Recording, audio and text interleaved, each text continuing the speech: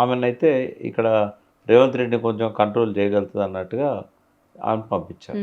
హైదరాబాద్లో university central యూనివర్సిటీలో పర్యావరణం నాశనం చేస్తూ ఉంటే ఆమె అడ్డుపడ్డది. ఆమె స్టూడెంట్ సపోర్ట్ ఉంది. పైకి రిపోర్ట్స్ పంపింది. దాన్ని దూకుడుగా రేవంత్ రెడ్డి కళ్ళెం వేసింది. అంటే ఆమె లోపల ఒక ప్రోగ్రెసివ్ కాంగ్రెస్ వ్యక్తి కనబడ్డారు. ఇప్పుడు ఆమె ఆ ఎంపీ అయితే ఇంకా కొంత పవర్ఫుల్ అవుతుంది కదా. కాబట్టి ఆమెను కానియకుండా ఆపడానికి బీజేపీ అండ్ రేవంత్ రెడ్డి వేరు కాదు వీళ్ళిద్దరు.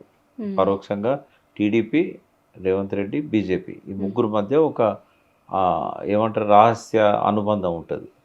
హిడెన్ ఎజెండాలు ఉంటాయి. ఆ రహస్య స్నేహితులు వీళ్ళంతా. ఈ బంధం ఏదైతే ఉన్నదో మీనాక్షికి అడ్డుపడ్డది. ఎవరికి ఎందుకు ఉంటుందమ్మా ఆమె మీద కేసు ఉన్నదన్న విషయం చెప్పాలి.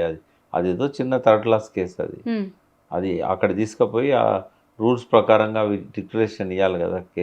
నా మీద ఏం కేసులు లేవని చెప్పింది అనుకో, ఉన్నది అని చెప్పి చూపెట్టడానికి ఎఫ్ఐఆర్ కాపీ ఉంటుంది.